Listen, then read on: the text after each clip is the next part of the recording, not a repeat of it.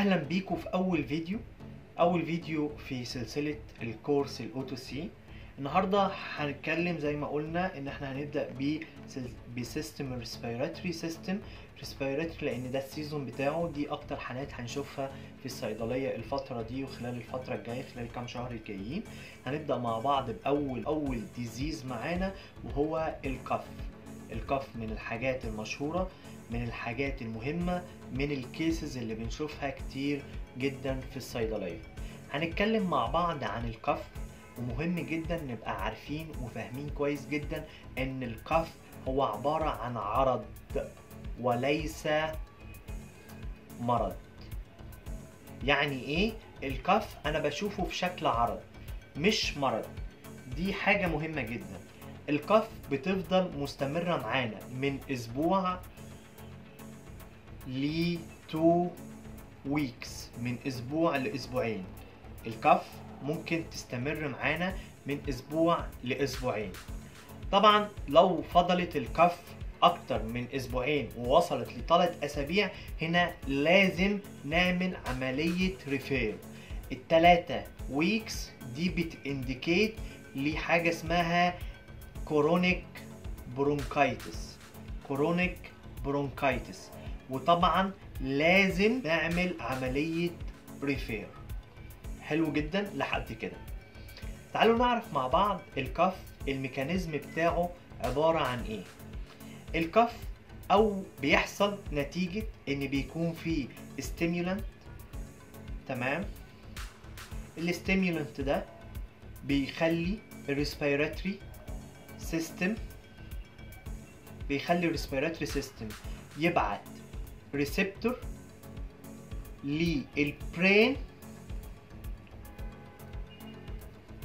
يقول ان في مشكلة، يقول لي ان في مشكلة. المشكلة دي بتخرج على شكل كف. اوكي، يبقى الكف بيحصل نتيجة ان ستيمولانت بيحفز الريسبتور سيستم ان هو يبعت ريسبتور للبرين فتعمل عملية الكف. الكف نوعين. الكف اللي بتحصل في الإنسان بتكون نوعين، يا دراي كف يا ويت كف. يبقى الكف هي حاجة من اتنين، يا دراي يا ويت كف، يا دراي يا ويت كف. حلو جدا.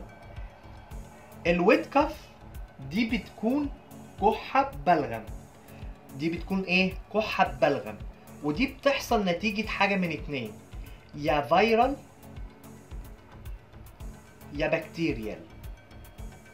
يبقى الويت كف دي بتحصل نتيجة يا فيرال انفكشن يا بكتيريال انفكشن. حلو جدا، حلو جدا.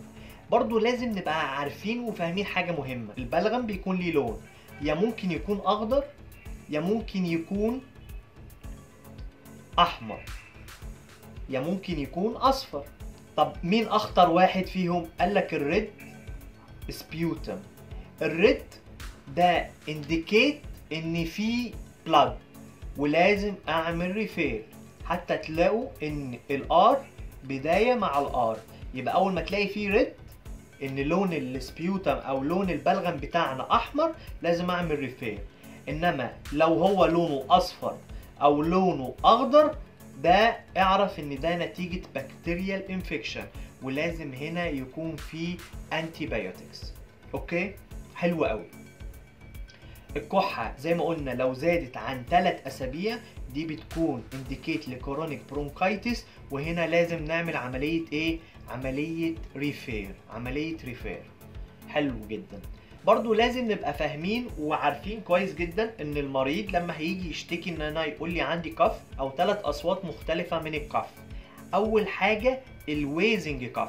الويزنج كف يعني ان المريض يحصل له عملية يشهق وبعدين يكح، وده بيحصل دايما مع مريض الازمة. يبقى الويزنج كف بيحصل مع مريض الايه؟ الازماتيك، ان هو دايما يقول لك انا عندي ويزنج كف. ويزنج كف يعني يشهق الاول وبعدين يكح. ده الويزنج كف. النوع التاني من الكف اسمه دور، ستريدور. يعني ايه ستريدور؟ ستريدور ده نتيجة فيرال ميكروب، نتيجة فيرال ميكروب فيحصل عملية ستريدول كف، ودي دايما بتصيب التراكية، دي دايما بتصيب الايه؟ التراكية. بالعربي ستريدول كف يعني نبح الكلاب. شوف كده الكلاب وهي بتنبح، ده بالظبط صوت الستريدول كف اللي المريض بيجي يشتكي منها، وده بيحصل نتيجة ان فيرال ميكروب بيصيب التراكية. اخر صوت ممكن المريض يجي يقول عليه حاجة اسمها الووبنج كف. الووبنج كف يعني ايه ووبنج؟ اللي هو السعال الديكي، اكيد كلنا نسمع عنه. يبقى الووبنج كف ده نوع من انواع الكف. عندي ستريدول كف وعندي الويزنج كف.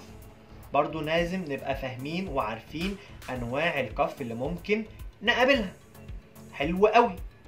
برضو لازم نبقى عارفين وفاهمين كويس قوي الكف ليها اسباب بتؤدي لعملية الكف.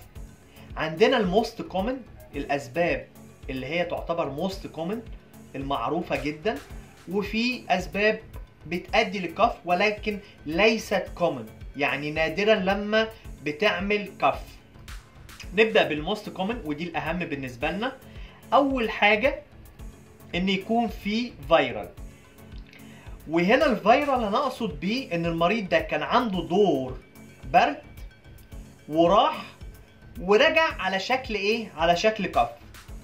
بالراحة، الفيرال ده بيحصل ان المريض بيجيله دور برد، بيجيله كومن كول، ولا بيجيله انفلونزا؟ لا، بيجيله فلو انفلونزا.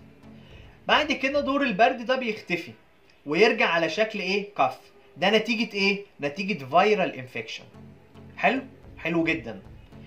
الحاجة التانية اللي ممكن تكون موست كومن للكف هي الالرجي. هي الايه؟ الالرجي.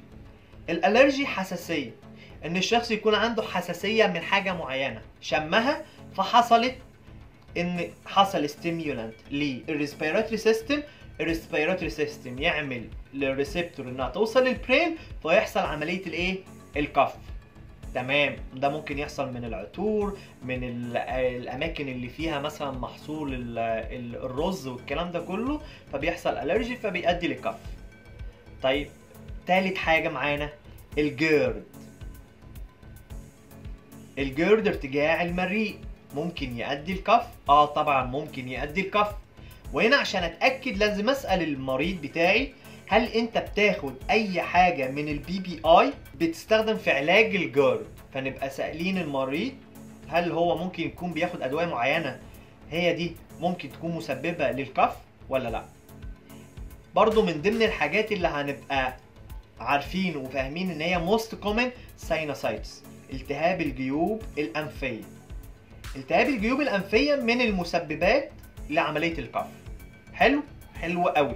يبقى احنا عرفنا الموست كومن بالنسبه للكف ممكن تكون فيرال، وعرفنا يعني ايه فيرال، ممكن تكون الرجي، ممكن تكون جيرد، وممكن تكون ساينوسايتس. طيب الليس كومن، الليس كومن عندنا ممكن يكون الازمه. هل الازمه ليس كومن؟ الازمه من الحاجات اللي بتخلي يبقى فيه كف ولكن ليس كومن، وبالذات بالليل. ممكن المريض لازم تساله السؤال ده قوي، هل انت بتجيلك كف وانت نايم فتصحى بسببها ولا لا، او بتيجي بالليل اكتر ولا لا؟ وفي الغالب بتبقى ايه نوع الايه الكف اللي بنسمعه؟ ويزنج كف، لان ده بيحصل مع الازماتيك بيشنت. حلو قوي. النوع الثاني اللي بيحصل الووبن كف، اللي هو السعال الديكي، وده بيكون نتيجة بكتيريال انفكشن، وده بيحصل معاه فقد في حاسة الشم والتذوق. ونخلي بالنا قوي من الكلام ده، لان الاعراض حاليا ان الكورونا برضو فيها ايه؟ فقد حاسة الشم والتذوق، وبيكون مصاحبها ووبن كف. ووبن كف وده مرض معدي في الاطفال، مرض معدي في الاطفال. من ضمن الحاجات اللي ممكن نلاقي ان في كف الكرونيك برونكايتس. فاكرين لما قلنا في اول الفيديو ان ممكن يحصل كف وتوصل مرحله انها تزيد عن 3 اسابيع، فدي تكون كرونيك برونكايتس. فالكرونيك برونكايتس من الحاجات اللي ممكن تؤدي لكف. السموكينج، الناس اللي مدخنين بيصاحبهم كف، لانها من الحاجات اللي بتعمل كف، او ستيمولانت الريسبيراتوري يبعت للبرين، فالبرين يبين ان في كف. الهارت فيلير من الحاجات اللي ممكن تؤدي للكف. احنا كده فهمنا يعني ايه كف، ان هي عرض وليس مرض. عرفنا ان الكف دي ممكن تبقى من اسبوع لاسبوعين. عرفنا لو وصلت عدت ال3 اسابيع تبقى ايه. عرفنا ان الكف نوعين، الويت والدراي. عرفنا الميكانيزم. عرفنا انواع الكف، ان احنا عندي 3 اصوات ممكن اسمعهم. وعرفنا ايه الموست كومن اللي يعمل كف، وايه الليس كومن. مهم قوي اعرف امتى اعمل ريفير، امتى اقول للبيشنت اللي جاي لي الصيدليه انا اسف لازم تروح لدكتور متخصص، لان حالتك محتاجه متخصص، محتاجه حد يعمل فحوصات، والموضوع مش هيخلص من خلال بيشنت كونسلنج. طيب امتى اعمل ريفير؟ لو البيشنت جاي بيقول لي انا الكف دي كانت مور 2 weeks، اكتر من اسبوعين، لا، هنا لازم البيشنت ده يروح ل سبيشالست، لازم يروح لدكتور متخصص. لو في وجع في الصدر لازم يروح لمتخصص. لو في ويزنج، لو في ووبين كف، لو في ستريدور، ال3 انواع اللي احنا قلنا عليهم الاصوات المنتشره، الحاجات دي لازم البيشنت يروح لدكتور متخصص. لو كان الكالر بتاع السبيوتم لونه ريد لازم يروح لدكتور متخصص يفحصه. اخر حاجه، لو البيشنت ده انا اعطيته علاج وما اثرش معاه، مهم ان هو يبدا يروح لدكتور متخصص. كده اول بارت معانا من الكف. استنوا البارت التاني. الجزء التاني معانا هنتكلم على المانجمنت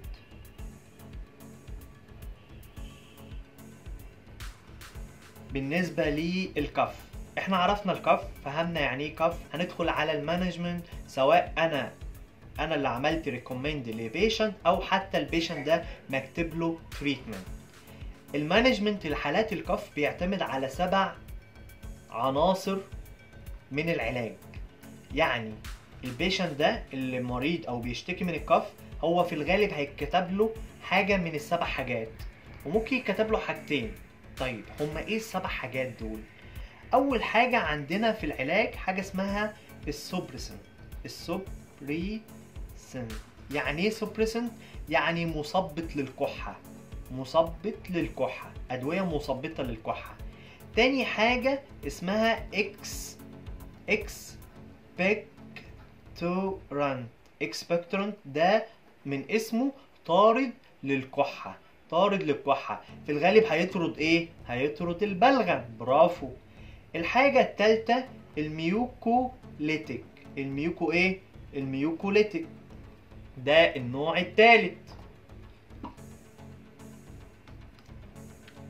النوع الرابع معانا هيبقى برونكو دايليتور. برونكو دايليتور. النوع الخامس معانا هيكون انتي هيستامين. النوع السادس اللي هنتكلم عنه حاجة اسمها الديمالسنت. يعني ايه ديمالسنت؟ يعني ملطف، وده هنتكلم عنه ومهم جدا، واغلبنا بنطلعه كتير، ممكن نبقى مش واخدين بالنا. اخر نوع معانا اللي هو سمباسو مايميتك. يبقى اخر نوع معانا السمباسو مايميتك. هنكمل مع بعض المانجمنت بالنسبة لعلاج الكف. هنبقى فاهمين كويس جدا ان الادوية بتاعتنا حاجة من 7 حاجات. ممكن تلاقي ادوية في الماركت بيبقى فيها مثلا اكتر من حاجة او حاجة واحدة بيور. المهم نبقى فاهمين كويس جدا كل حاجة من دول بتشتغل ازاي. تعالوا نعرف مع بعض يعني ايه كاف سبريسنت. كاف سبريسنت المقصود بيها ان انت تاخد حاجة مثبطة للكحة انها توقف الكحة. طبعا فكرة الكاف سبريسنت ان الدواء ده بيوقف استجابة المخ فيمنع الكف. احنا زي ما احنا كنا بنتكلم عن الميكانيزم ان هو عباره عن ريسبتور بتيجي من الريسبيراتوري سيستم بتوصل للبرين. لو انا وقفت الريسبتور دي انها ما تروحش للبرين انا كده عملت سبريسنت بالنسبه للميكانيزم، فانا وقفت الكف. زي ايه الماده الفعاله اللي ما هتلاقوها مشهوره كتير جدا في الماركت؟ ديكسترو ميثورفان. ديكسترو ميثورفان دي الكف سبريسنت. بعد كده عندنا الاكسبكترون، ده ادويه بتشتغل كاكسبكتورنت، وطبعا من اسمها انها بتشتغل كطارد للبلغم، هي بتطرد البلغم من الريسبيراتوري سيستم. هتلاقي في الماركت مثلا حاجه بتدل على الاكسبكتورنت او الكاف اكسبكتورنت، الجوانيفيزين. الجوانيفيزين من الحاجات اللي هنتكلم برضو كمان شويه كتريد نيم في الماركت هنلاقيه في شكل ايه. تالت حاجة قلناها الميكوليتيك، والميكوليتيك برضو من اسمه هنبقى فاهمين ان هو بيكسر الميوكس، بيكسر السبيوتم بتاعنا، بيكسر البلغم. وزي ايه؟ زي مثلا الاسيتايل سيستين. وطبعا من اسم الاسيتايل سيستين هنلاقي فيه فوار في الماركت اسمه اسيتايل سيستين على نفس المادة الفعالة، او الامبروكسول برضو دي من ضمن المواد اللي هنلاقيها في الماركت بتشتغل كميوكوليتيك. ممكن ادي اكسبكتورنت وميوكوليتيك مع بعض؟ برضو هنعرف شويه نوتس على كل ميكانيزم من المانجمنت بالنسبه للكف. هنكمل الاول البرونكو دايليتور، الحاجات اللي بتشتغل دي بتوسع البرونكاي زي الامينوفيلين. الامينوفيلين بتشتغل كبرونكو دايليتور. هنلاقي برضو ان في من السبع عناصر اللي اتكلمنا عنهم الانتي هيستامين.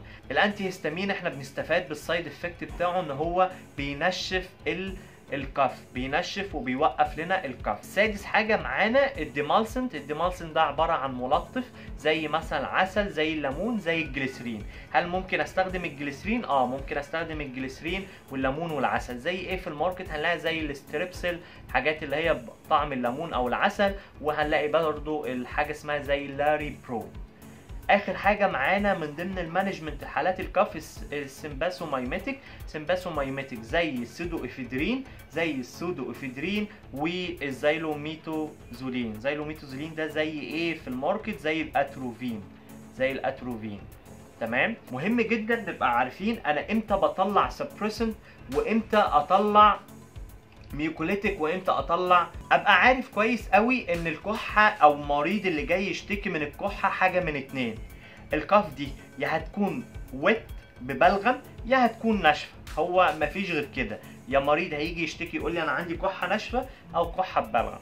طيب الدراي كف ليها حاجات من دول نستخدمها، والويت كف ممكن استخدم اكتر من حاجه. ابقى عارف كويس جدا ان الدراي هستخدم معاها السبريسنت. السبريسنت انا بستخدمه في الدراي كف. هل ينفع استخدمه في الويت كف؟ لا، ما ينفعش. ليه ما ينفعش؟ لازم نبقى فاهمين السبريسنت لو استخدمه في الويت كف هيخلي البلغم بتاعي يلزق، وبالتالي هيعمل لي سكندري بكتيريال انفكشن، فمش هقدر استخدم السبريسنت في الويت كف. انما انا ممكن استخدم ايه مع الويت كف؟ ممكن استخدم الاكسبكتورنت، فهو فكرته ان هو بيهيج الجهاز التنفسي فيبعت اشارات للمخ فيعمل عملية طرد للبلغم. انا كده عرفت ان انا اتخلص من البلغم بتاعي. طيب هل لو كحة ناشفة ينفع اديله اكسبكتورنت؟ لا، لو عطيته اكسبكتورنت انت كده هتخليه كحة اكتر، فما ينفعش ادي اكسبكتورنت في الدراي كف.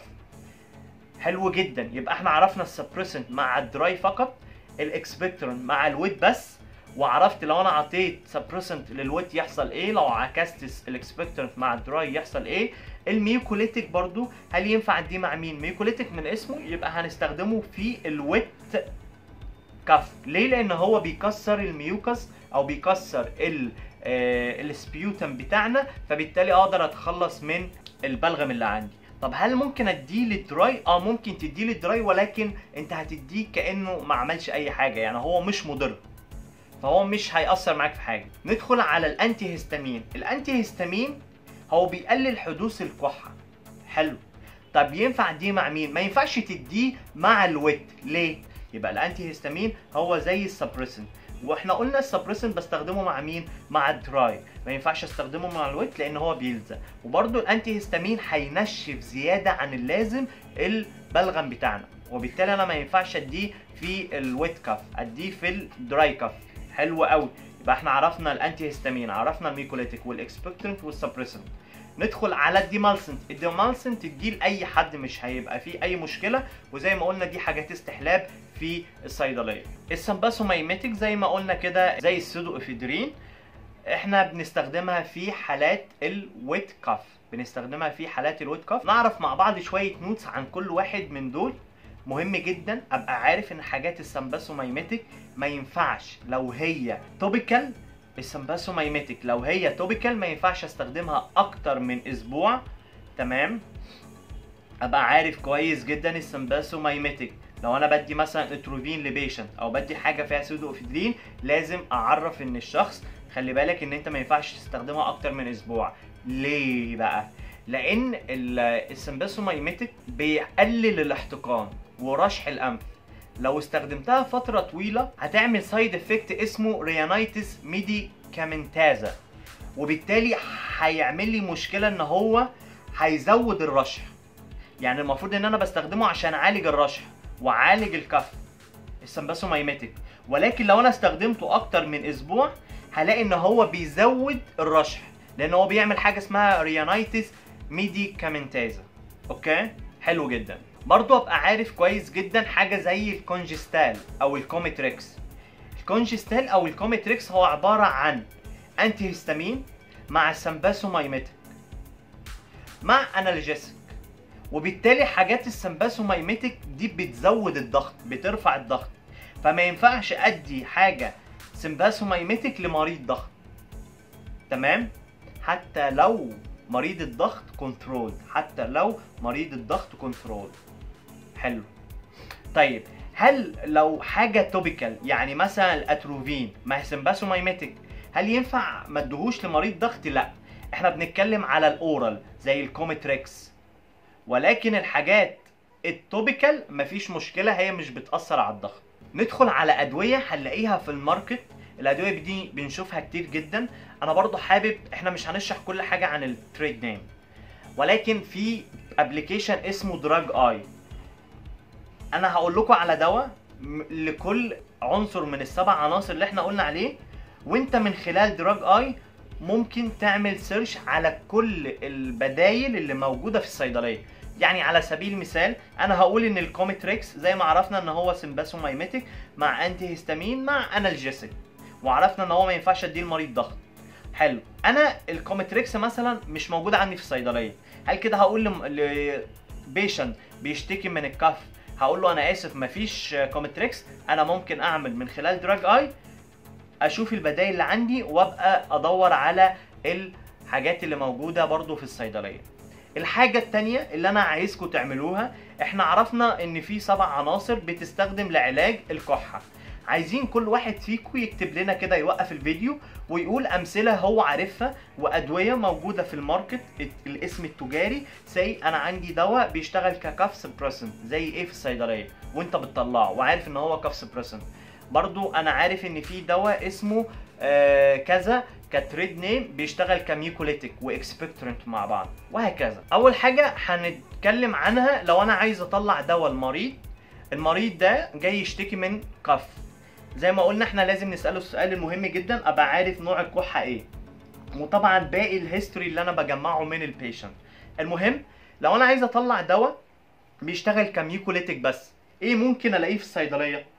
عندنا حاجه اسمها ميوكو اس ار. ميوكو اس ار ده ممكن تلاقيه تابلت وممكن تلاقيه سيرب، ده من ضمن الحاجات اللي بتشتغل كميوكوليتيك بس. او ميوكوسول، برضو الميوكوسول ممكن تستخدمه شرب او ممكن تستخدمه كتابلت. بيتاخد الشرب 3 مرات في اليوم، وعلى حسب بقى لو ده ادلت بتديهوله 3 مرات معلقه كبيره، لو اطفال بتديله 3 مرات معلقه صغيره. طيب برضو قولوا لنا ايه البدايل اللي ممكن تطلعوها لو مفيش ميوكو اس ار او ميوكوسول. طب لو انا عايز اطلع حاجه تستخدم كميوكوليتيك وبرونكو دايليتور بس موجودين في الصيدليه؟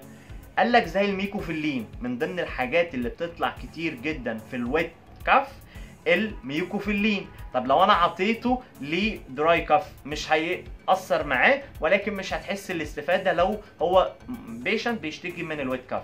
بيشتغل كميوكوليتيك وبرونكو دايليتور.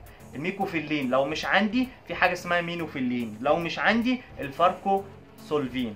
فاركو سولفين من ضمن الحاجات اللي بتشتغل كميكوليتيك وبرونكو دايليتور. ثالث حاجه ممكن ادور عليها في الصيدليه ان حاجه تشتغل كاكسبكتورنت وكاف سيداتيف وسامباسومايميتيك وانتي هيستامين. زي ايه؟ التوسيكان. مهم قوي ابقى عارف ان التوسيكان من الحاجات اللي ممكن تطلع، يعني في مشكله ان بقى في ناس بتضربه، فنخلي بالنا ان التوسيكان ابقى عارف البيشنت ده هيستخدمه ايثيكال، لان الحاجات الكاف سيداتيف من الحاجات اللي بتعمل ادمان، فنخلي بالنا من النقطه دي. المهم ان انا عرفت ان في حاجه اكسبكتورنت وسامباسومايميتيك مع بعض وانتي هيستامين، في حاجه ميكوليتيك واكسبكتورنت مع بعض وحاجات بتطلع كتير قوي زي الاولفنت. الاولفنت بيشتغل كطارد ومذيب للبلغم. الاولفنت بيشتغل كطارد ومذيب للبلغم. الميكوفيلين بيشتغل كميكوليتيك فقط. اكسبكتورنت زي التوسيكام فقط. حلو جدا. في فوار برضو مهم وبيطلع كتير اللي هو اسيتايل سيستين، وعندنا منه تركيزين. يا ريت تقولوا لنا ايه هي التركيزات اللي موجوده منه الاسيتايل سيستين في الماركت. الاسيتايل سيستين بيشتغل كميوكوليتيك فقط، ولكن الاسيتايل سيستين ده مش موجود منه غير فوار بيتاخد 3 مرات. حلو جدا. برضو من ضمن الحاجات اللي هنلاقيها ان ميوكوليتيك مع اكسبكتورنت مع انتي هيستامين. زي ايه؟ زي التوبلكسيل وعليه ماده فعاله زياده الباراسيتامول، وعليه ماده زياده الباراسيتامول. عرفنا نوتس ان ما ينفعش ادي الحاجات اللي هي فيها سامباسومايميتيك لمريض عنده ضغط او كرونيك. الناس الدايابيتس لازم اديهم حاجات فري شوجر، لازم اديهم حاجات فري شوجر زي البيبيتون. برضو ابقى عارف كويس جدا ان انا ممكن اطلع ميكوليتيك بس وممكن اطلع اكسبكتورنت بس، وابقى عارف ان الاثنين دول بيطلعوا ملي للويت كاف. السبريسنت ابقى عارف ان هو بيطلع للدراي كاف. ابقى عارف ايه ممكن اميرج مثلا الاكسبكتورنت مع الميكوليتيك وايه موجودين منهم في الصيدليه. تمام. ابقى فاهم كويس جدا ان انا لو اتزنقت في دواء معين ومش موجود عندي في الصيدليه، انا ممكن استخدم دراج اي وابدا ادور على البدايل، والبدايل كلها افكتيف. بس طبعا ابقى فاهم كويس جدا في حاجات افكتيف وفي حاجات مش افكتيف. احنا كده خلصنا ملي اول سيشن عن الكاف. اتكلمنا على الاعراض بتاعه الكاف، اتكلمنا ازاي ناخد دايجنوز بالنسبه للبيشنت بيشتكي من كاف، امتى اعمل ريفير، ازاي امانج حاله بتشتكي من كاف، وعرفت انواع الكاف. عرفت كمان المانجمنت الصح، عندنا 7 انواع او 7 جروبز من المانجمنت بالنسبه للادويه، وعرفنا ايه اللي ممكن يكون موجود في الماركت. اتمنى ان احنا نكون قدرنا نفيدكم بمعلومات كويسه جدا. ان شاء الله تابعونا في فيديو جاي ريليتد بالريسبيراتوري سيستم. لو في اي كومنت حابين ان انتوا تقولوه، عايزين حاجه معينه في السيشن في طريقه العرض، عرفونا. شكرا ليكم، ويستنونا في فيديو جديد.